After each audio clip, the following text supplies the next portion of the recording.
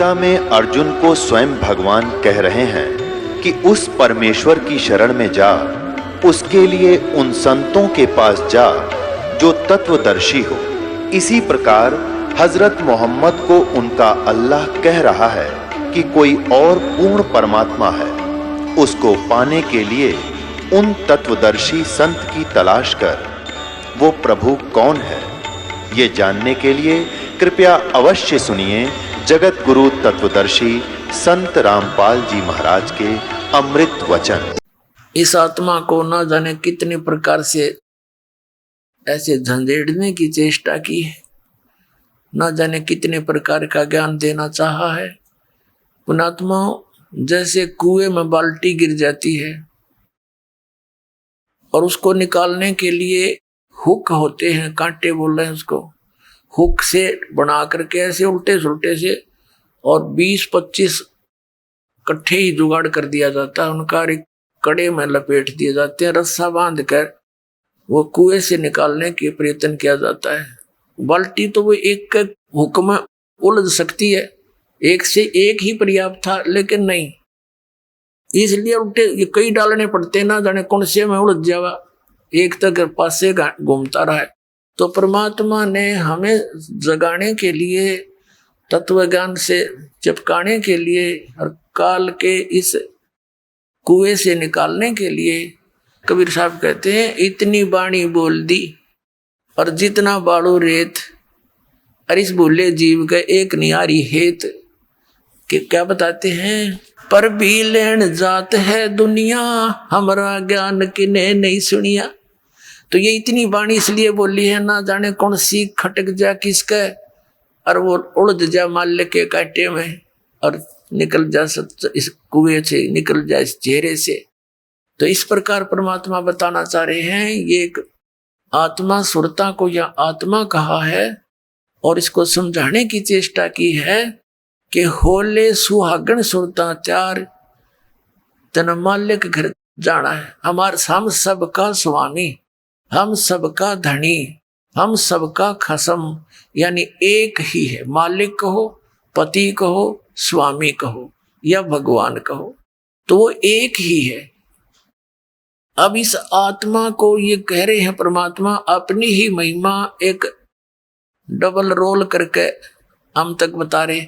वैसे तो परमात्मा ने बहुत, कबीर परमेश्वर जी ने कई बार कहा कि आई एम गॉड, हम ही अलख अल्लाह हैं, कुतुब गौस और पीर, यानी हर तरह के, जैसे कोई साधु रूप में, पीर रूप में, पैगंबर यानी संदेश वाहक, तत्वदर्शी संत जगत गुरु बनकर मैं ही आता हूँ, और हम ही अलख अल्लाह हैं और कुतुब गौस और पीर, गरीबदास खालिक धनी, मेरा नाम कबीर। ए स्वामी सृष्टा में और सृष्टि मेरे तीर, दास गरीब अधर बसों में अवगत सत्य कबीर। मैं सतलोक में रहता हूँ ऊपर और वहां से चल कर आता हूँ आपके लिए, गोता मारूं स्वर्ग में जा बैठूं पाताल, कह कबीर ढूंढता फेरूं अपने हीरे मोती लाल। तो अब यदि भगवान बार बार कहते मैं भगवान हूं तो कोई नहीं सुनता उनकी बात ने, इसलिए उन्होंने अपने आप को एक दास बताया और हमारे लिए उदाहरण दिया कि यहाँ यदि किसी ने अभिमान किया, वो भगवान प्राप्ति नहीं कर सका, ना कर सकेगा, इसलिए अपने आप को दास बोला और हमारे लिए उदाहरण दिया कि तुम भी बच्चों ऐसे ही रहना, यहाँ जीव का कोई अस्तित्व नहीं है। कहते मर्द गर्द में मिल गए वो रावण से रणधीर, कंस के सीचाणूर से वो हिरणा कुश बलवीर, तेरी क्या बुनियाद है तू जीव जन्म दर लेत, गरीबदास एक नाम बिना तेरा खाली रह जा खेत। तो कहते मर्द गर्द में मिल गए वो धरती तोले थे, बिरन मट्टी को प्राप्त हुए गधे की योनि भोग रहे हैं। तो यहाँ तो दास बनकर है, सबसे किसी को दुखी नहीं करे, मन कर्म वचन से भी किसी को पीड़ा देने की चेष्टा भूल कर नहीं करना, आपकी भक्ति हीनता हो जाएगी, भगवान आपसे नाराज हो जाएगा। तो धीरे धीरे हमने उतना शिष्ट बनना है जितना भगवान को हम पसंद हों। तो उसी के लिए यहाँ क्या बताया है, तेरा सुन शिखर में, सुन शिखर में, सुन माने सबसे वोकम प्लेस जहाँ और अन्य वस्तु ना हो, उस सुन के पार करके उसकी शिखर में, उसकी टॉप में वहां तेरा पति रहता है, यानी तेरा मालिक है, वो सतपुरुष है। और वो परमात्मा स्वयं कहते हैं, ए स्वामी सृष्टा में सृष्टि मेरा तीर, दास गरीब अधर ऊपर अधर बसूं। ऊपर रहता हूं सबसे टॉप मोस्ट प्लेस पे, और हम अवगत सत कबीर। तो यहाँ परमात्मा उसी तरह संकेत कर रहे हैं कि नाले धोले ओढ़ पैर ले। अपना आत्मा सुहागण कौन होती है? जिस लड़की का विवाह हो गया, जिस लड़की का विवाह हो गया तो वह सुहागण हुई, और जिसका विवाह नहीं हुआ वो कंवारी है। कंवारी है तो अपने पति के घर वो जाएगी कैसे? वो तो कंवारी है, अभी अपने पिता के घर पे ही है। तो हम जिन्होंने उपदेश प्राप्त हो गया, आप सब आत्माओं को जिनको दीक्षा मिल गई, तो आप सुहागण हो गए।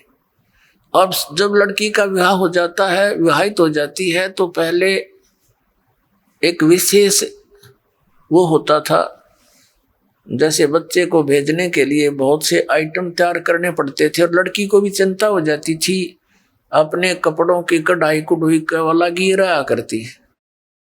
तो क्या बताते हैं कि इस राम नाम के धन रूपी इस दहेज न इकट्ठा कर ले, यो दहेज तू लेकर जागी, और ये सब तेरे अंदर जैसे 16 श्रृंगार कर ले। कौन से 16 श्रृंगार? सील, संतोष, विवेक, अक्षमा, भाव, भक्ति, दान का भाव बनना, इस तरह 16 प्रकार के एक साधक के। वैसे तो लड़कियों को 16 श्रृंगार कहे गए हैं, लेकिन भगत के जो श्रृंगार हैं वो कर ले, जिससे तू अपने पति को प्यारी लगे। यानी मांस, शराब, तम्बाकू ना खाना, आन उपासना नहीं करनी, और ये सील, संतोष, विवेक, दया भाव, नम्रता, एक बहुत अच्छा मृदु भाषा, इस तरह के जो आपके श्रृंगार हैं भक्त के, यदि आप इन श्रृंगारों से युक्त हैं तो भगवान को अच्छी लगोगे। ये उदाहरण दे रहे हैं। नाले धोले ओढ़ पैर ले। नाना धोना क्या है? सत्संग रूपी इस अमृत सरोवर में आत्मा के मैल तार ले। नाले धोले ओढ़ पैर ले, और कै 16 श्रृंगार, यानी सब मर्यादा में रहे। और आज नहीं तो कल परसों तेरे आवेंगे लनियार। ये देसी भाषा हरियाणा की लगभग। परमात्मा तो सब भाषाओं में ही बोला उन्होंने ज्ञान, ताकि मेरे बच्चे कहीं भी हैं वहीं पर समझ जाए। लनिहार मीन तुझे लेने वाले तेरे पति आएंगे, यम के दूत समझ ले। यहाँ तो लनिहार यम के दूत हमारे, और वहां सतलोक चलोगे तो परमात्मा आएंगे इस दास के रूप में। कहते हैं आज नहीं तो कल परसों, एक दिन तो मृत्यु होनी ही है आपकी, यहाँ तो रहना ही नहीं किसी ने। तो चलने की तैयारी करनी पड़ेगी, जो सुहागण होगी, यानी जिन्होंने नाम ले लिया। गफलत नहीं करना, वो तो कभी भी आ सकते हैं लेने के लिए। अब तो हम प्राय हो गए हैं। तो इसके विषय में बताया है, तेरे साथ की कितनी जाली, तू क्यों लारी वारे, गुड़िया खेलत जन्म गवाया, तन लाया नहीं बेचारे। अपनात्मा पहले हम छोटे छोटे थे, जब हमारी बहनें बुआएं उनकी ठीक दर दिया करते, ठीक निर्धारित समय कर देते थे ससुराल जाने का।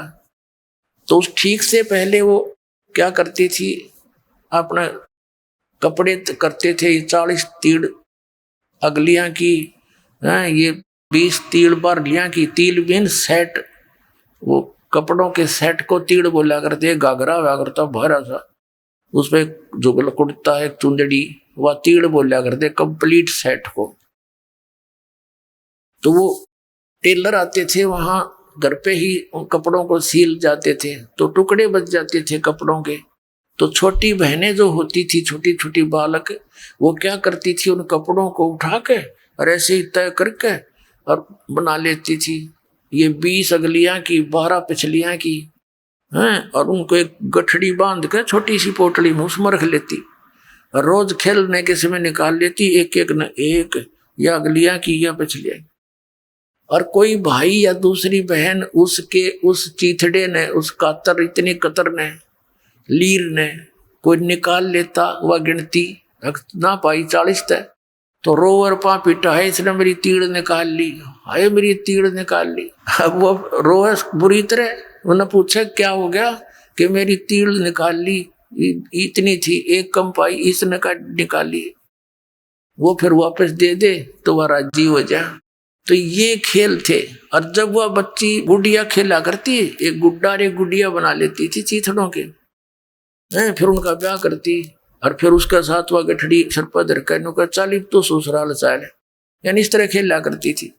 तो फिर जब वो लड़की बड़ी हो जाती है, सियानी हो जाती है, और फिर उसको वो ओरिजिनल तिल यानी वो सेट ऑफ सूट, वो ओरिजिनल तिल मिलती और ओरिजिनल पति दुल्हा मिलता, तो फिर वो लड़की क्या उन गुड्डा गुडिया वाले खेल खेल सकती है?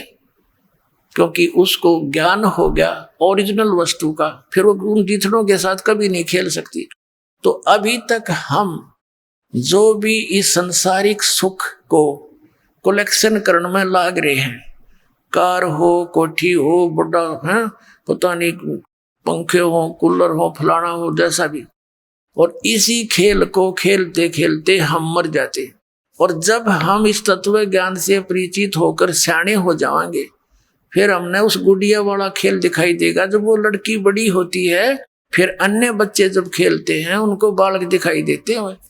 बालक से ये कोई तिल थोड़ी, तिल था अब मिली मुझे पति, तो अब मिला असली गुड्डा। तो पुण्यात्माओं, अब आप इसलिए परमात्मा कह रहे हैं कि गुड़िया खेलत तन जन्म गंवा दिया, लाया नहीं विचार। ये संसारिक सुविधाएं यहीं इकट्ठी करके मृत्यु हो जाती है और यहीं छोड़ जाते हो। कोठी बनाई और एक दिन भी ना रह पाया, मृत्यु होगी। चल 10-20 दिन या साल, 2 साल, 10 साल उसमें रह भी लिया तो क्या काम आई? मृत्यु होगी। मृत्यु होती है सतभक्ति ना करने से। वो कुत्ता बन के उस गली में बैठता, उसको ठीक ही छाया में, और आते जाते मारन लठे हो गया, फिर वो काम सारा बिगड़ गया। अब क्या बताते हैं? सतगुरु मारे बानिया है, करते बनज व्यवहारे, बिन डंडी बिन पालड़े, यो तोल दिया संसारे। हमारे सतगुरु वो बिजनेसमैन है, बानिया मीन बिजनेसमैन, आत्मा का सौदा करते हैं और बगैर किसी डंडी यानी कि बगैर किसी तराजू के पूरे विश्व को तोल दिया, सबके ज्ञान को दिखा दिया इनका कितना ज्ञान है। बिन डंडी और बिन पालड़ा, ये तोल दिया संसार। इस तत्व ज्ञान से माप कदर दिया किसकी कितनी सचिथी है, किसकी कितनी वैल्यू और वजन है।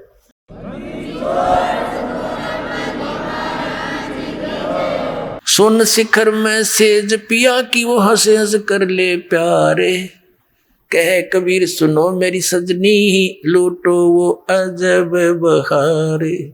कि जिस सुख को आप यहाँ खोज रहे हो, नमक की बोरी में मिष्ठान ढूंढ रहे हो, ये कभी नहीं हो सकता। ये भूल जाना, यहाँ के स्वर्ग में भी सुख नहीं है जिसको सुख कहते हैं।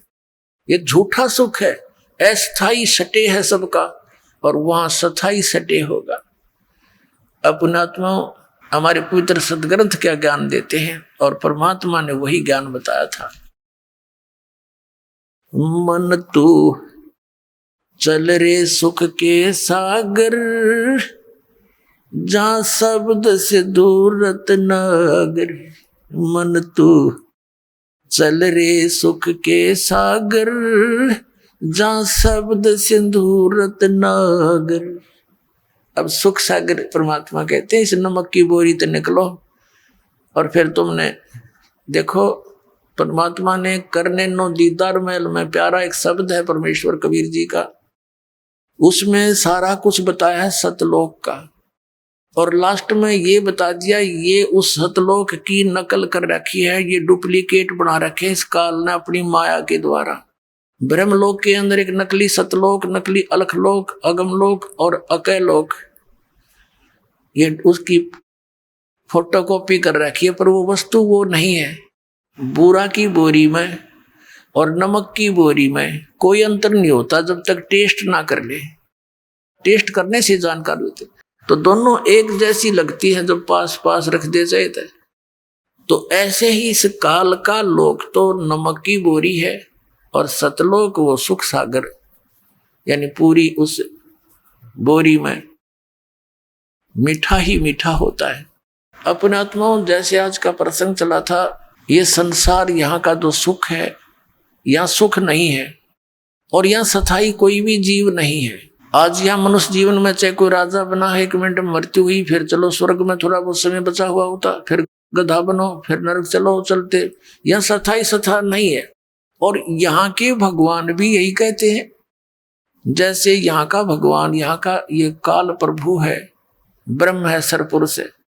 गीता जी अध्याय नंबर 4 के श्लोक नंबर 5 और 9 में, श्रीमद् भगवत गीता अध्याय नंबर 2 के श्लोक नंबर 12 में, गीता अध्याय नंबर 10 के श्लोक नंबर 2 में ये अपनी सतिथि बता रहा है।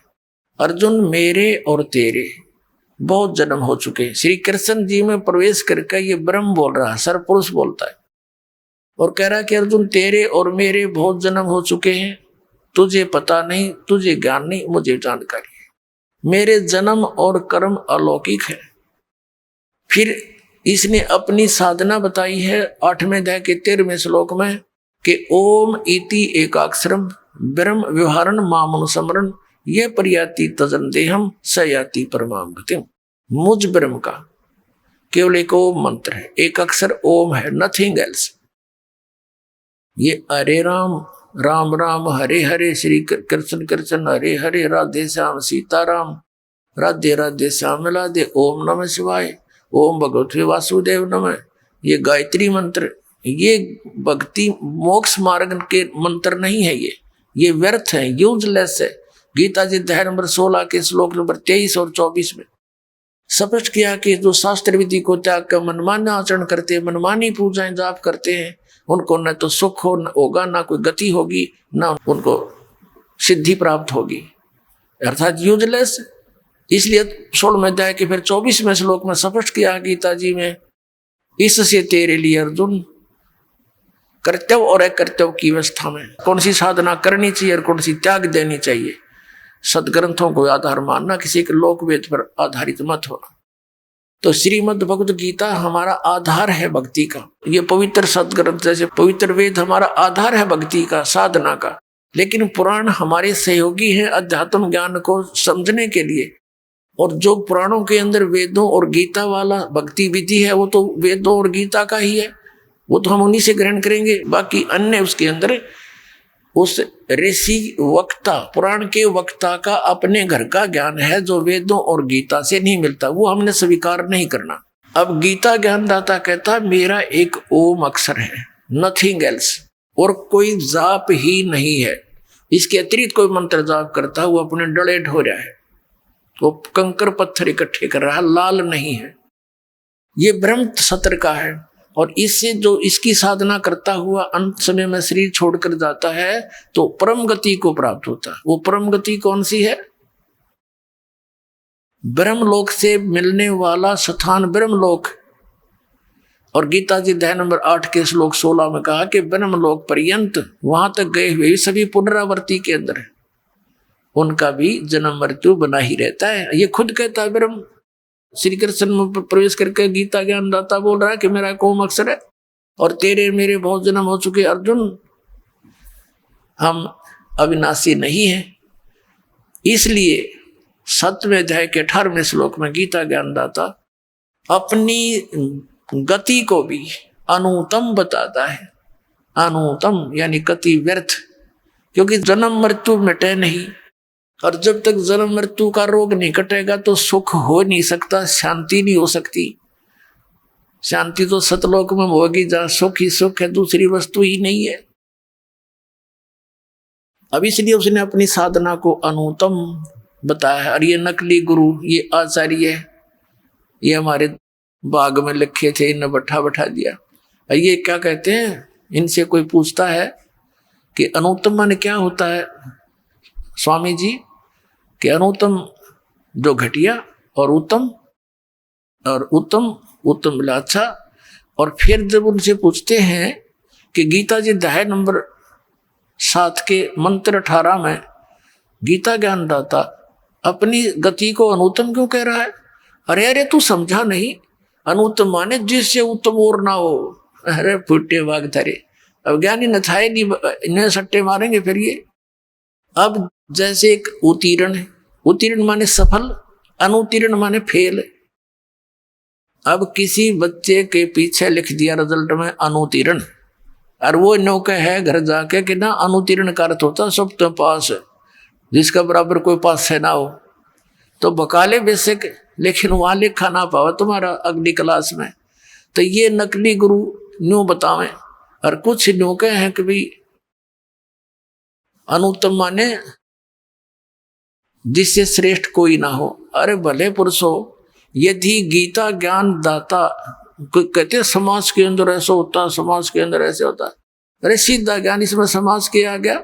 गीता ज्ञान दाता कहता है कि मैं, मेरा एक ओम नाम है और मेरी साधना करने वाला ब्रह्मलोक में जाता है। गीता जी में स्पष्ट 8वें अध्याय के 16वें श्लोक में ब्रह्मलोक पर्यंत भी गए हुए वापस आते हैं, जन्म मृत्यु होती है। इसलिए 7वें अध्याय के 18वें श्लोक में गीता जी में कहा कि यह मेरी गति भी अनुत्तम है, ये घटिया है, व्यर्थ है, क्योंकि ये पुण्यात्मा जो नेक आत्मा ज्ञानी आत्मा है तो अच्छी परमात्मा प्राप्ति के लिए यत्नशील है, लेकिन ये मेरे वाली अनुत्तम घटिया गति में ही सचित है। इसलिए तो उसने कहा कि 15वें अध्याय के 1 से लेकर 4 तक और 16-17 में अध्याय श्लोकों में गीता ज्ञान दाता ने स्पष्ट कर दिया है कि संसार रूपी उल्टा लटका हुआ वृक्ष है। ऊपर को जड़ तो पूर्ण परमात्मा समझो, नीचे को तीनों गुण रजगुण ब्रह्मा सतगुण विष्णु रूपी शाखा है। जो संत इन सभी विभागों को बता देगा वो तत्वदर्शी संत है। और गीता जी अध्याय नंबर 4 के श्लोक नंबर 34 में कहा है कि जिस तत्व ज्ञान के बारे में सच्चिदानंद घन ब्रह्म की वाणी में 4थे अध्याय के 32वें श्लोक में कहा गया है कि वो सच्चिदानंद घन ब्रह्म की वाणी में ब्रह्मण मुखे, उसके परमात्मा के मुख कमल से उच्चारित वाणी कबीर वाणी में जो विस्तार के साथ धार्मिक अनुष्ठानों का ज्ञान दिया गया है, यज्ञों का, वो तत्व ज्ञान है। 4थे अध्याय के 34वें श्लोक में कहा कि उस तत्व ज्ञान को तू तत्वदर्शी संतों के पास जाकर समझ, वो तत्वदर्शी संत तुझे बताएंगे। अब तत्वदर्शी संत की पहचान बताइए 15वें अध्याय के प्रथम श्लोक में गीता जी के उल्टे लटके हुए संसार रूपी वृक्ष के सभी विभाग जो बता देगा स वेदवित, वो तत्वदर्शी संत है, उससे पूछो। अब ये तत्वदर्शी जगत गुरु, अब जैसे सेवक होके उतरे इस पृथ्वी के मां और जीव उदाहरण जगत गुरु, बार बार बलि जाऊं, जीव उद्धार करने के लिए वो कबीर परमात्मा वो जगत गुरु बन के तत्वदर्शी संत की भूमिका करने के लिए यहाँ आए और 120 वर्ष तक रहे, सह शरीर आए, सह शरीर चले गए। तो यहाँ क्या बताते हैं कि तत्वदर्शी संत कौन होगा? जो उल्टे लटके हुए संसार रूपी वृक्ष के सभी पार्ट्स बता देगा, विभाग बतावेगा। तो परमेश्वर ने 600 वर्ष पहले उस सच्चिदानंद घन ब्रह्म की वाणी में ये भाग बता रखे थे। कबीर अक्षर पुरुष एक पेड़ है, सरपुरुष वाकी डारे, ये तीनों देवा शाखा है, भाई पात रूप संसारे। कख नहीं पता था। गीता ज्ञान दाता ने भी सिर्फ ऑप्शन छोड़ दिया, ऊपर को जड़ वाला और नीचे को तीनों गुण रूपी शाखा वाला, ये उल्टा लटका हुआ संसार रूपी वृक्ष से। अब इसके बारे में कंप्लीट ज्ञान तो तत्वदर्शी संत देगा, उससे पूछो। और परमेश्वर ने 600 वर्ष पहले दे रखा था ये ज्ञान, लेकिन नकली आचार्यों ने, गुरुओं ने हमारे तक कान नहीं दिया, हमारे को दूर रखा, अपने भगवान से मिसगाइड करते रहे। कबीर तो जुलाहा है, धानक है, इसने सदग्रंथों को कैसे जाना, इसने संस्कृत पढ़ना नहीं आता, केवल ब्राह्मण लोग ही संस्कृत के पढ़ने के अधिकारी थे उस समय। तो हमने यह बात इनकी मान ली झूठों की कि भाई सचमुच कबीर साहब तो जुलाहे थे, दानक थे और ये पढ़े नहीं होंगे। आज पता चला वो तो पढ़े पढ़ाए थे, उन्हें पढ़ने की आवश्यकता ही नहीं थी। वो तो परमात्मा थे, सब भाषा के ज्ञाता थे, उनकी रची हुई सृष्टि थी, उनका दिया हुआ विधान था, उनको कंठस्थ याद है तो मालिक है।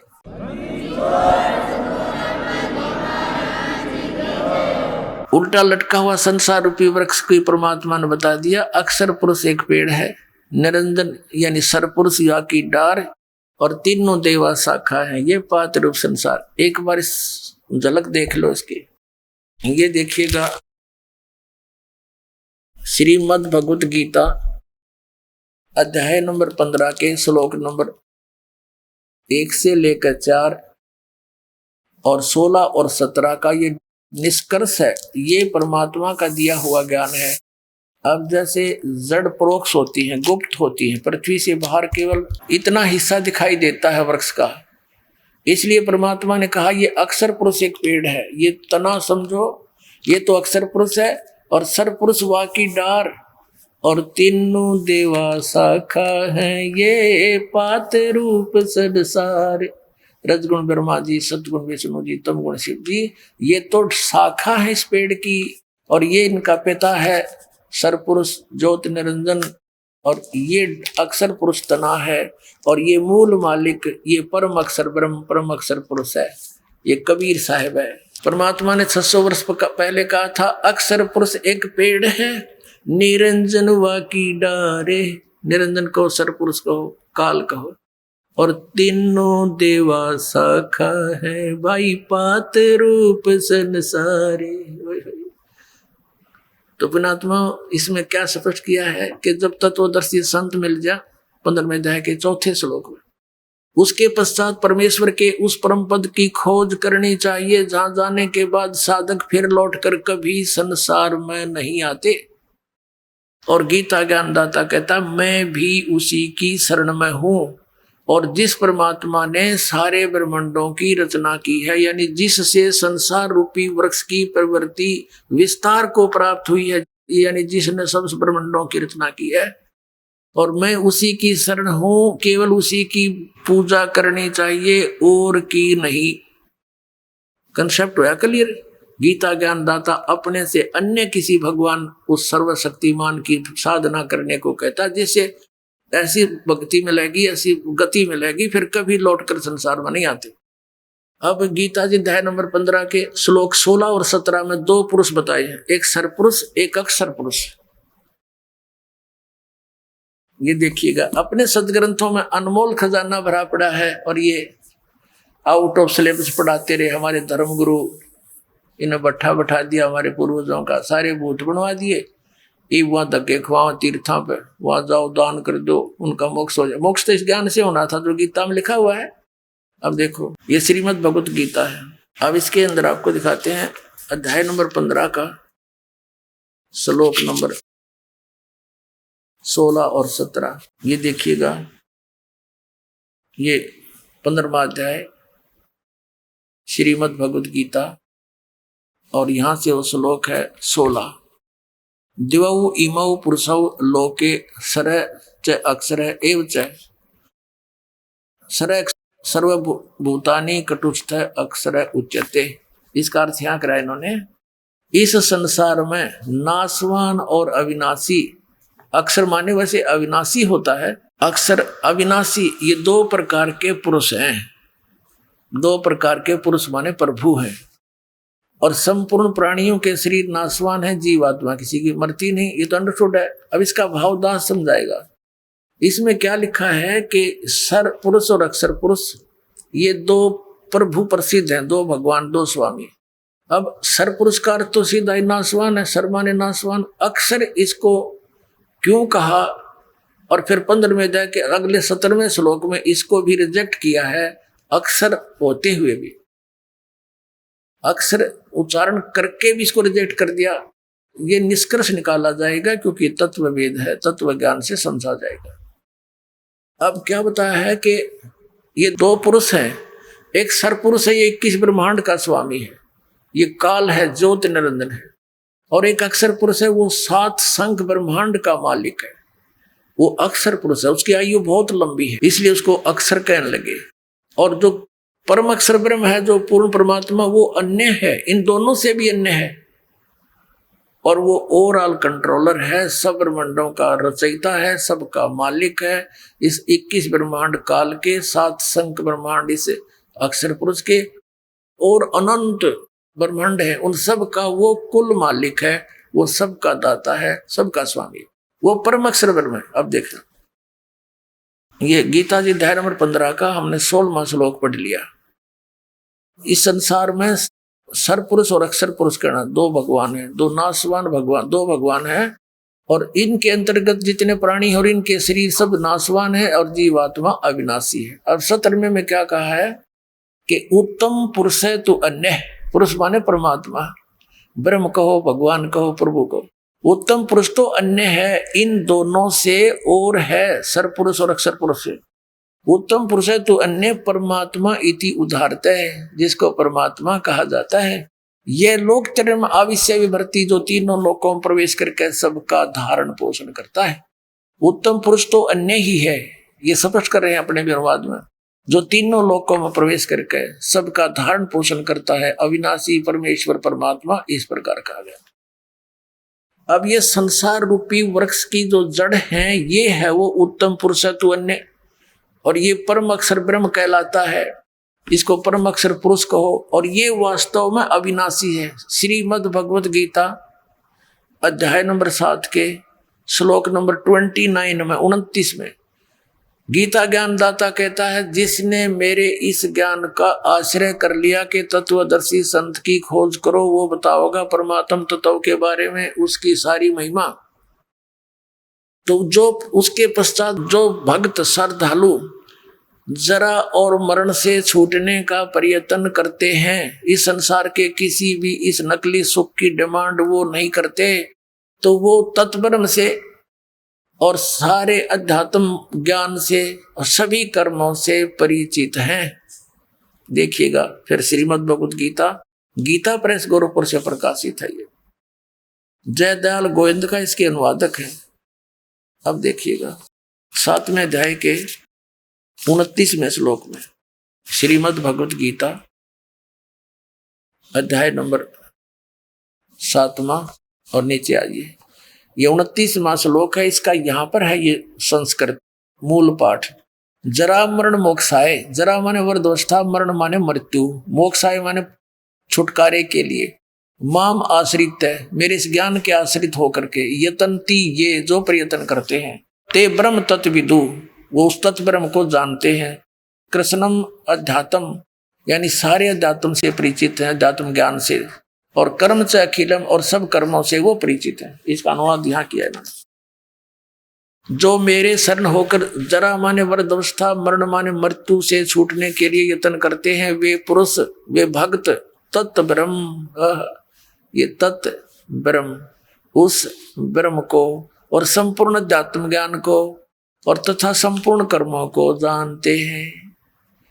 अब पुणात्मा इसे स्पष्ट कर दिया कि जो व्यक्ति इस नकली सुख को भूल चुके हैं और जरा माने वृद्धावस्था के कष्ट को, पुणात्मा इस जीव के ऊपर वृद्धावस्था एक बहुत बड़ा अभिशाप है, इतना दुख इसके अंदर होता है। लेकिन जो परमात्मा कबीर जी की शरण में आ जाएगा पुणात्मा, घबराना नहीं, आपका वृद्धावस्था ऐसे कटेगा ना फूल की तरह। लेकिन जब तक सत भक्ति नहीं करते वो दुखी रहा करें, लेकिन फिर भी वृद्धावस्था तो वृद्धावस्था ही है, ये तो दुख तो है ही, कष्ट है, लेकिन परमात्मा की शरण में हल्का हो जाएगा, ये 30 भड़क कम लगेंगी। तो कहने का भाव यह कि फिर वो भक्ति करके यहाँ से पीछा छुटवाना है, तो वो व्यक्ति यहाँ इस दोनों कष्टों से खूब परिचित है, जन्म और मरण के दुख को और वृद्धावस्था के, इसलिए वो केवल जरा और मरण से ही छुटकारा पाने के जो प्रयत्न कर रहे हैं, वो व्यक्ति तत्ब्रह्म से परिचित हो चुके हैं, तत्ब्रह्म से ही गॉड, उस परमात्मा से और सारे अध्यात्म ज्ञान से, सब कर्मों से, कि ये क्या चक्कर है, स्वर्ग में गए फिर आगे, फिर राजा बने फिर गधा बन गए, व्हाट इज दिस, तो ये परिचित हो चुके हैं, वो ही उस साधना को कर रहे हैं। तो अर्जुन ने फिर पूछा, हे भगवान 8वें अध्याय के प्रथम श्लोक में कि किम तत्ब्रह्म, वो तत्ब्रह्म क्या है, फिर बताओ वो भगवान ऐसा कौन सा है जिसके मैं जहाँ इतना सुख है जिसके पाने के लिए फिर यहाँ की डिमांड सब छूट जाती है। अब देखिएगा, अब यहाँ हम पढ़ रहे थे ये अंतिम 29वां श्लोक आपने पढ़ा कि जो उस ब्रह्म को संपूर्ण अध्यात्म को जानते हैं, कर्मों को जानते हैं, जो मेरे शरण होकर जरा और मन से छूटने के लिए प्रयत्न करते हैं। तो ये 30वां है, ये कहता जो मुझे जानते हैं तो मेरे को प्राप्त होते हैं, इसका इतना सा। और फिर यहाँ 8वां अध्याय ये सामने ही है, इसके प्रथम मंत्र में अर्जुन ने पूछा किम तत्ब्रह्म, किम तत्ब्रह्म, किम अध्यात्म, किम कर्म पुरुषोत्तम, अधिभूतम च किम प्रोक्तम, अधिदेवम किम उच्यते। हे पुरुषोत्तम, वह ब्रह्म क्या है, वो तत्ब्रह्म है क्या अब इसका उत्तर तीसरे श्लोक में दिया है, श्रीमद् भगवद गीता के 8वें अध्याय के और तीसरे श्लोक में। वह परम अक्षर ब्रह्म है, परम अक्षर ब्रह्म है वो अपनात्मा। गीता जी अध्याय 15 के श्लोक नंबर 17 में जो कहा कि उत्तम पुरुष है तू अन्य परमात्मा इति उदाहरते, ये लोकचर्यम आविषय वर्ती अवैश्वर है। वो उत्तम पुरुष सही परमात्मा श्रेष्ठ भगवान तो इन दोनों से अलग है, भिन्न है, वो कोई और है। और वही तीनों लोकों में प्रवेश करके सबका धारण पोषण करता। जैसे संसार रूपी वृक्ष की जो जड़ है वो मूल मालिक है, सत्य पुरुष है, उससे सबको आहार मिलता है, सबका धारण पोषण करने वाला वही है। तो 8वें अध्याय के अब तीसरे श्लोक में स्पष्ट कर दिया कि वो परम अक्षर ब्रह्म है। ये गीता ज्ञान दाता से अन्य है। अपने आत्माओं, अब गीता ज्ञान दाता ने स्पष्ट कर दिया गीता जी अध्याय नंबर 8 के श्लोक नंबर 13 में कि मेरा तो केवल एक ओम अक्षर है, क्योंकि ये गीता ज्ञान दाता ब्रह्म है। ये देखिएगा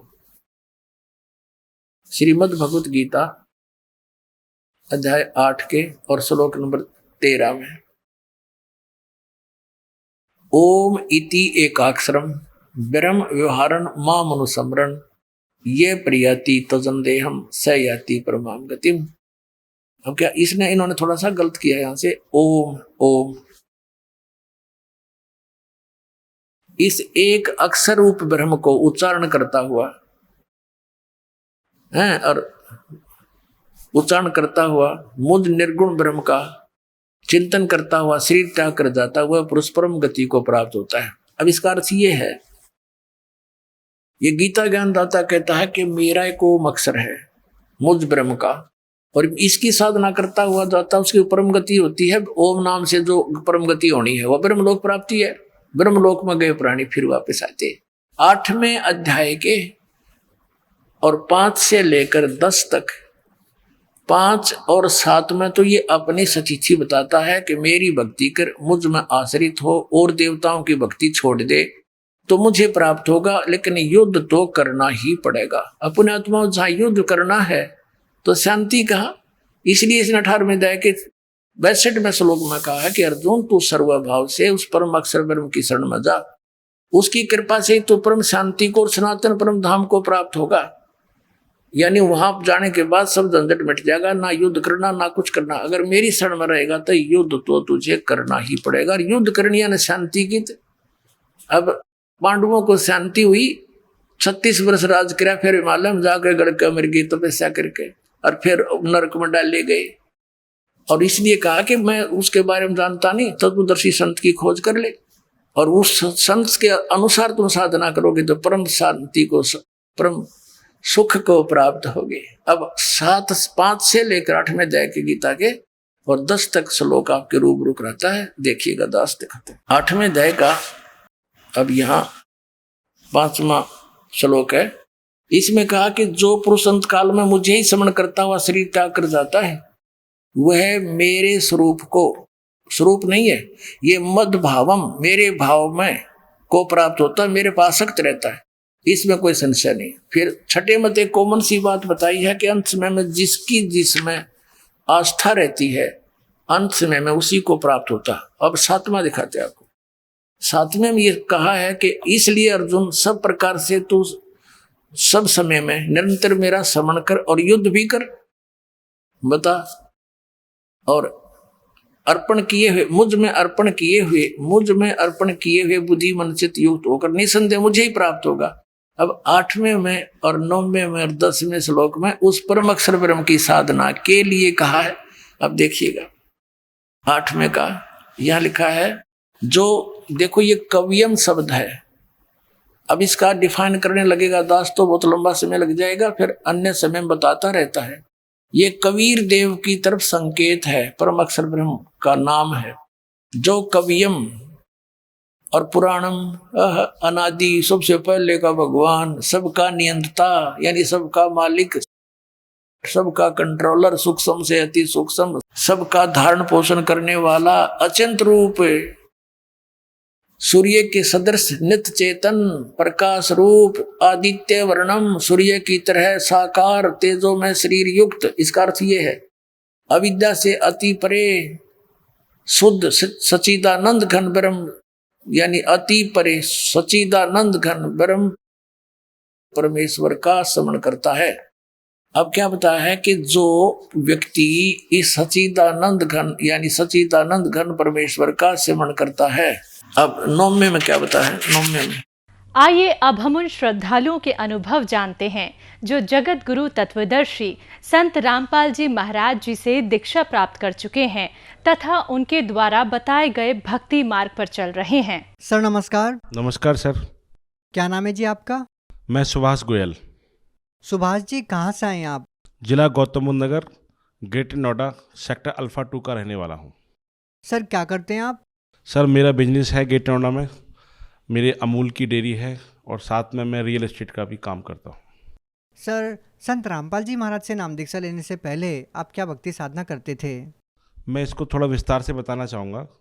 संत रामपाल जी महाराज जी से दीक्षा लेने से पहले मेरे घर के अंदर राधा स्वामी पंथ, जो कि दिल्ली के अंदर एक रूहानी मिशन, सावन कृपा रूहानी मिशन के नाम से संस्था है और वो राधा स्वामी से ही निकली संस्था है। तो मेरी एज उस समय 14 साल की थी और हमारे मम्मी डैडी परमात्मा की भक्ति के लिए तड़प रहे थे। वो चाहते थे कि हमें परमात्मा का ज्ञान हो। उसी समय हमारी दादी जी की मृत्यु हुई थी, तो हमारी मम्मी पापा कुछ डरे से हो गए थे। जैसे घर से कोई आदमी मरता है तो उसको डर लगता है कि भाई क्या करें। तो गांव में कुछ लोग राधा स्वामी के भगत थे, उन्होंने उनके प्रति राधा स्वामी के ज्ञान को बताया, तो राधा स्वामी से ऐसे वो जुड़ गए थे। फिर हम बच्चे थे, फिर हमारी भी कुछ प्रेरणा बनी।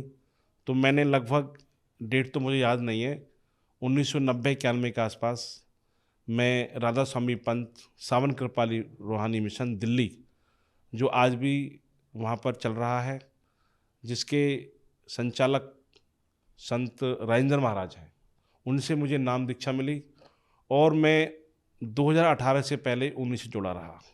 सर जैसा कि आपने बताया कि आप सावन कृपाल रूहानी मिशन दिल्ली से आप जुड़े हुए थे, तो सर जब आप सावन कृपाल मिशन से जुड़े हुए थे तो फिर आपको संत रामपाल जी महाराज से नाम दीक्षा लेने की क्या ज़रूरत आन पड़ी? जब हम राधा स्वामी में भक्ति कर रहे थे, जैसी उन लोगों ने हमें बताई थी, तो हम उनको पूर्ण गुरु और परमात्मा तुल्य मान चुके थे। तो हम काफ़ी भक्ति कर रहे थे, जैसा भी हम पर परमात्मा करवा रहे थे, जैसे उनके द्वारा बताई जा रही थी।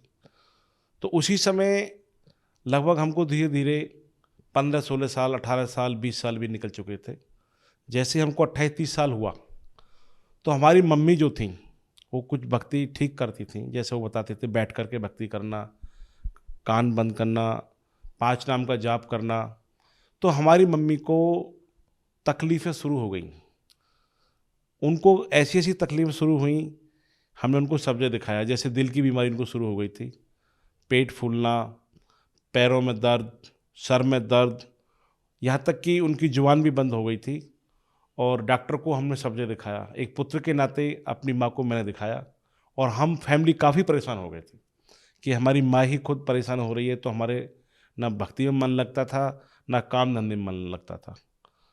और हमारी माँ को एज ए डॉक्टर ने पागल भी बोल दिया था। कोई पागल कहता था, कोई कुछ बोलता था, कोई कुछ बोलता था। हम बहुत परेशान थे। तो अपनी माँ को दिखाने के लिए मैंने सोचा कि भाई कहीं और दिखाया जाए, इनको किसी ऐसे किसी भगत पर दिखाया जाए। ऐसे जगत में भगत लोग होते हैं कि वो अपना कुछ जादू टोना करके या कुछ भभूत वगैरह दे करके ठीक कर देते हैं। ऐसा मन में विचार चलने लगा और कहते हैं कि भाई मरता हुआ क्या नहीं करता।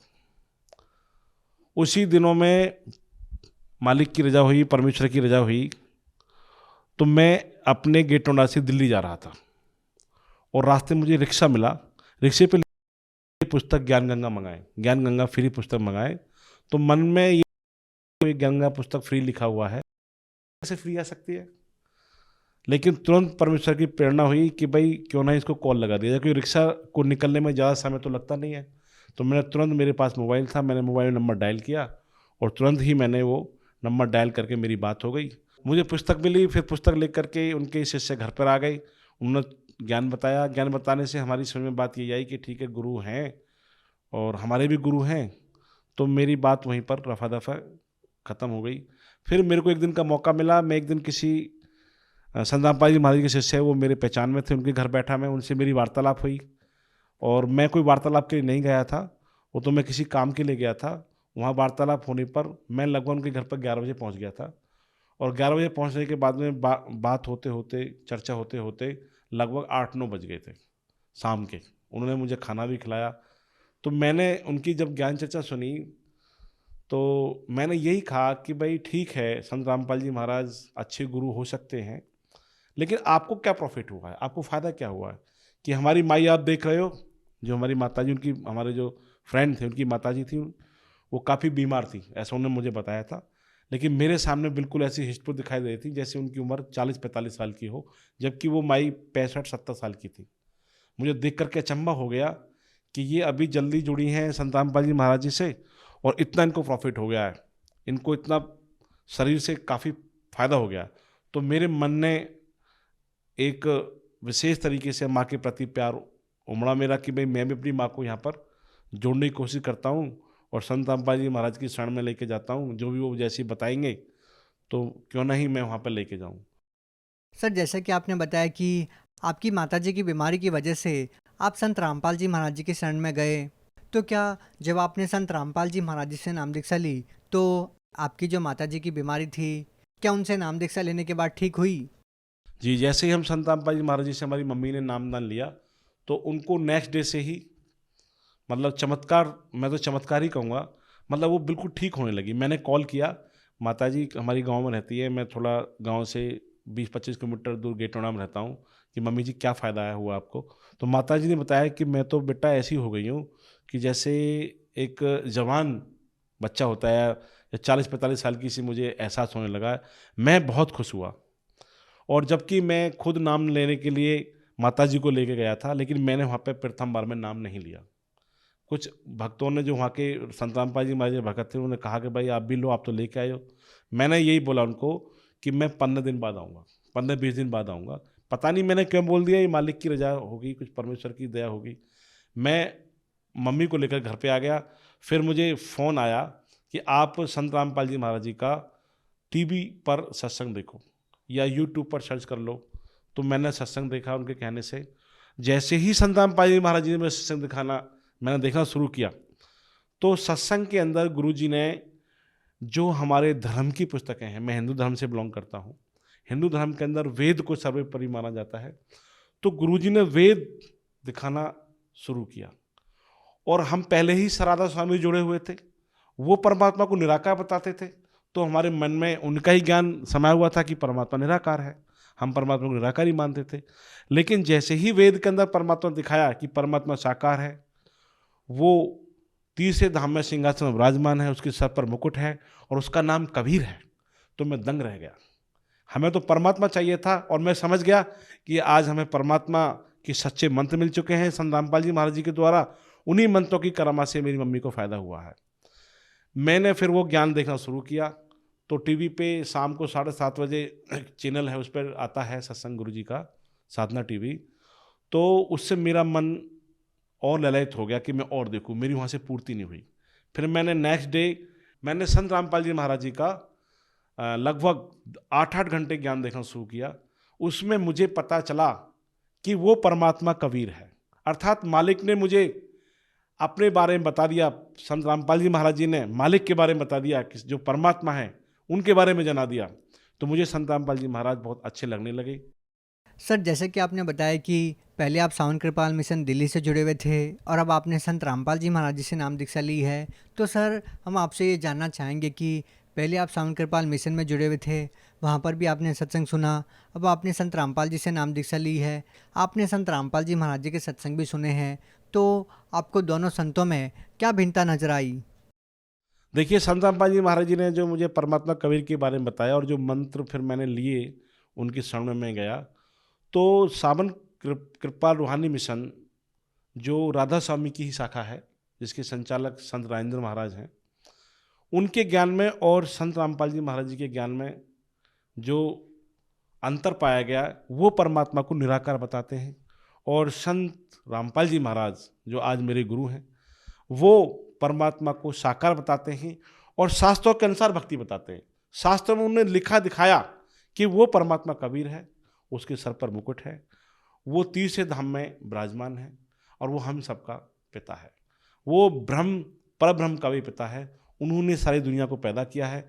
जबकि राधा स्वामी वाले कबीर साहिब परमेश्वर को, कबीर साहिब जी को संत की ही दृष्टि से देखते हैं, वो कबीर साहिब को परमात्मा नहीं मानते। जबकि संत रामपाल जी महाराज ने ये सिद्ध किया शास्त्रों से, गीता जी से, वेद से, कुरान शरीफ से, बाइबल से, गुरु ग्रंथ साहिब से, अन्य धार्मिक पुस्तकों से सिद्ध करके दिखाया है कि वो परमात्मा कबीर है। सर आपकी बात सही है, लेकिन आप पहले सावन कृपाल मिशन से जुड़े हुए थे, पहले आपने सावन कृपाल मिशन में गुरु बनाया था, अब आप संत रामपाल जी महाराज जी से नाम दीक्षा ले चुके हैं। तो कहा यह जाता है कि गुरु नहीं बदलना चाहिए, गुरु बदलना पाप है। तो क्या आपने गुरु बदल के कोई पाप तो नहीं किया? देखिए, संतों की वाणी में कहा गया है, क्योंकि संत मत के अंदर ही गीता अध्याय 4 के 34 में भी संत रामपाल जी महाराज ने बताया है, वो ऑलरेडी पहले से लिखा हुआ है। संत रामपाल जी महाराज जी की गीता लिखी हुई नहीं है, उसमें लिखा हुआ है गीता अध्याय 4 के 34 में कि अर्जुन तू तत्वदर्शी संत की शरण में जा। और संत मत में ये बात है कि जब तक गुरु करो 10 पाँचा, जब तक गुरु मिले न साचा। अर्थात हमको राधा स्वामी मिशन को छोड़ने में देर नहीं लगी, हमको सच्चा सतगुरु नजर आने लगा। संत रामपाल जी महाराज सच्चे सतगुरु हैं, वो नजर आने लगे। सबसे बड़ी बात ये थी कि उन्होंने कबीर परमेश्वर के बारे में बताया, जो हम सबका पिता है, जो हम सबका जनक है। कबीर ही परमेश्वर है, कबीर ही भगवान है। और मुझे बहुत अच्छा लगा, मैं फिर संत रामपाल जी महाराज की शरण में 24 फरवरी 2018 को शरण में गया और परमात्मा ने मुझे नाम दीक्षा दी, जिसको मैं आज तक उनके बताए अनुसार भक्ति कर रहा हूँ। सर आपने बताया कि आप एक सच्चे गुरु की तलाश में थे, आप एक सच्चे गुरु से जुड़ना चाह रहे थे। तो सर हिंदुस्तान को संतों की भूमि कहा जाता है, तो सर इतने सारे संतों की भीड़ में कोई व्यक्ति, कोई श्रद्धालु, वो किस तरह से एक सच्चे संत की पहचान कर पाएगा? कौन सही और कौन गलत है, क्या कहना चाहेंगे आप? सच्चे सद्गुरु की पहचान एक आम इंसान को करना मुश्किल हो सकता है, लेकिन जब तक हम धर्म ग्रंथों को थोड़ा सा पढ़ना लें, थोड़ा सा जानना लें, तो सच्चे सद्गुरु की पहचान बहुत आसान, ईजी हो जाती है। सबसे पहली पहचान तो सद्गुरुदेव की ये होती है, सद्गुरु की ये होती है कि वो शास्त्रों से आपको ज्ञान बताने वाले होते हैं। जो संत शास्त्रों को दिखा करके ज्ञान बताए, हालांकि सभी लोग शास्त्रों से बता रहे, लेकिन वो रूबरू नहीं कर रहे, अर्थात वो शास्त्रों को आपको दिखा नहीं रहे। वो शास्त्रों से ज्ञान बता जरूर रहे होंगे, वो आपको दिखा नहीं रहे कि शास्त्रों में क्या लिखा हुआ है। जबकि वेद आज के लिखे हुए नहीं है, वे तो बहुत पुराने लिखे हुए हैं। उनमें लिखा हुआ है कबीर इज गॉड, कबीर परमेश्वर है। और संत रामपाल जी महाराज जी ने वो हमें बता दिया कि कबीर परमेश्वर है। तो सच्चे सतगुरु हैं, वो सच्चे गुरु हैं और जगत गुरु हैं, वो तत्वदर्शी संत हैं। आज पूरे समाज को जगत गुरु तत्वदर्शी संत रामपाल जी महाराज की जरूरत है। सर आपने तत्वदर्शी संत की बात की, तो सर तत्वदर्शी संत क्या होता है? अध्याय 15 के 1 में, जो गीता जी का अध्याय 15 के 1 में बता रखा है, श्री गीता जी ने बताया हुआ है कि वो तत्वदर्शी संत होगा जो इस पीपल रूपी संसार के वृक्ष की पूरी जानकारी दे कि ब्रह्मा विष्णु महेश की स्थिति क्या है, ब्रह्म कौन है, परब्रह्म कौन है, काल भगवान जिसको ब्रह्म भी कहते हैं वो कौन है, उसकी स्थिति क्या है। अर्थात आत्मा से लेकर, हम आत्मा रूपी इंसान के रूप में जन्मे हैं यहाँ पर, हमसे लेकर के उस सतलोक तक की पूरी जानकारी विद प्रूफ हमारे सामने हाजिर करे, विद प्रूफ हमको बताए, वो तत्वदर्शी संत की पहचान है, वही तत्वदर्शी संत है। सर हम जिस भी संत रामपाल जी महाराज जी के अनुयायी से मिलते हैं, वो बताते हैं कि संत रामपाल जी महाराज जी से नाम दीक्षा लेने के बाद उनको बहुत सारे लाभ मिले हैं। क्या संत रामपाल जी महाराज से नाम दीक्षा लेने के बाद आपको कोई लाभ मिला? जी, संत रामपाल जी महाराज कहते हैं और शास्त्रों में भी वर्णित है कि अगर हम सच्ची भक्ति करते हैं तो हमें 100% कोई ना कोई लाभ जरूर होता है। लाभ चाहे छोटा हो, लाभ चाहे बड़ा हो। जैसे मैं संत रामपाल जी महाराज जी का शिष्य 24 फरवरी सन 2018 से उनकी बताई हुई भक्ति कर रहा हूँ। मुझे लाभ हुए हैं, मैं लाभ गिनाता हूँ। मेरे को शरीर के अंदर ब्रोंकाइटिस रोग, जो श्वसन रोग बताया जाता है, सांस की जो कहते हैं श्वास का रोग हो जाता है, उसकी शुरुआत होती है, वो मेरे को था। और मेरा पेट भी फूलता था, अन्य भी और रोग थे। तो जैसे ही मैंने संत रामपाल जी महाराज से दीक्षा ली और मेरी भक्ति शुरू हुई, तो 2-1 महीने के अंदर वो रोग छूमंतर हो गया। जबकि मैंने संत रामपाल जी महाराज जी से भक्ति लेने से पहले, मंत्र लेने से पहले, मैंने काफ़ी डॉक्टरों को दिखाया था। उन डॉक्टरों ने ये बोल दिया था कि आपको श्वसन का रोग होना निश्चित है, आप दवाई खाओ, आपकी दवाई शुरू होगी, लाइफ टाइम आपको दवाई खानी पड़ेगी। लेकिन जैसे ही मेरे को भक्ति शुरू हुई तो श्वसन का रोग यानी कि वो ब्रोंकाइटिस, जो नली में सूजन थी, वो बिल्कुल ठीक हो गया। पहले मैं सुबह दोपहर शाम नहाने में भी प्रॉब्लम अपने आप को समझता था, क्योंकि मेरे कोई रोग था तो मैं नहाता नहीं था। अब मैं कभी भी नहाऊं, मुझे कोई प्रॉब्लम नहीं, आखिर मेरा रोग ठीक हो गया। दूसरा लाभ मुझे ये हुआ कि मेरे घर के अंदर थोड़ा सा, जैसे होता ही है 19-20, थोड़ा अशांति सी रहती है। सभी लोग धीरे धीरे जुड़ने लगे, सभी लोग संत रामपाल जी महाराज जी के बताए हुए ज्ञान को समझने लगे। उसके बाद मुझे जो कलह कलेश था वो भी ठीक हो गया, और एक मेरे पे कर्जा था, 7-8 लाख रुपए कर्जा चलता था, वो भी मेरा पूरा हो गया, और शांति हमारे घर में आने लगी, सब में प्यार हो गया। यही मेरे को लाभ हुआ है। और मेरी मम्मी ठीक हो गई, सबसे बड़ा लाभ मुझे ये हुआ। दूसरा लाभ मुझे आध्यात्मिक लाभ हुआ। आध्यात्मिक लाभ बोले तो मुझे ये पता चला कि वो परमात्मा कबीर है। जबकि मेरी एज लगभग 47 के आसपास है। अब से 4-5 साल पहले, लगभग 2018 में जो नाम परमात्मा से लिया है, दीक्षा जो ली है, उससे पहले हम परमात्मा को निराकार मानते रहे। सबसे बड़ा लाभ मुझे ये हुआ कि उस परमात्मा के बारे में, कबीर साहिब परमेश्वर के बारे में पता चला, सच्चे मंत्र मिले, और सच्चे सतगुरु जिनकी हमें तलाश थी, हमें सच्चे सतगुरु मिल गए। सर, जो लोग आज भी राधा स्वामी पंथ से जुड़े हुए हैं, सावन कृपाल रूहानी मिशन दिल्ली से जुड़े हुए हैं, उन लोगों को आप क्या संदेश देना चाहेंगे, क्या कहना चाहेंगे? संत रामपाल जी महाराज जी के बताए हुए संदेश जो मुझे अच्छा लगा, मैं भी उनको ये संदेश देना चाहता हूँ कि भाइयों समझ जाओ, अगर आप वाकई में परमात्मा को चाहते हो, परमात्मा प्राप्ति चाहते हो, सतलोक जाना चाहते हो, सुख चाहते हो, तो केवल और केवल संत रामपाल जी महाराज जी की बताई हुई भक्ति ही सुख और सतलोक लेके जा सकती है। मैं उन सभी सावन कृपाल रूहानी मिशन से जुड़े हुए भगत आत्माओं से निवेदन करता हूँ, उनसे हाथ जोड़कर निवेदन करता हूँ कि आप पहले 15 से 20 दिन संत रामपाल जी महाराज जी का जो यूट्यूब चैनल पर, अन्य मीडिया पर, या साधना टीवी पर, अन्य टीवी पर संत रामपाल जी महाराज जी का सत्संग आता है, उसको आप पहले 15-20 दिन सुनो तो सही। अगर आपको ज्ञान अच्छा लगता है तो आप बिल्कुल जुड़िए, आप संत रामपाल जी महाराज से जुड़ें और अपना कल्याण कराएं। जो लोग संत रामपाल जी महाराज जी से नाम दीक्षा लेना चाहते हैं, वो उनसे नाम दीक्षा कैसे ले सकते हैं? संत रामपाल जी महाराज जी के आज विश्व में लगभग 500+ सेंटर हैं। सेंटर बोलो तो नामदान केंद्र हैं। हर जिले में संत रामपाल जी महाराज जी के नामदान केंद्र हैं।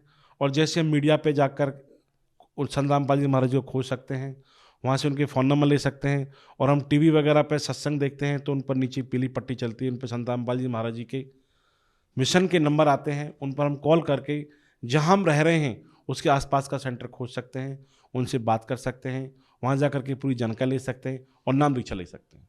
जी धन्यवाद। सत साहिब।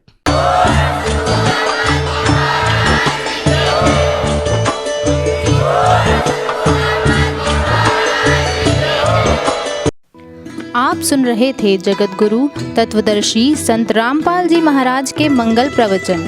अधिक जानकारी के लिए संपर्क करें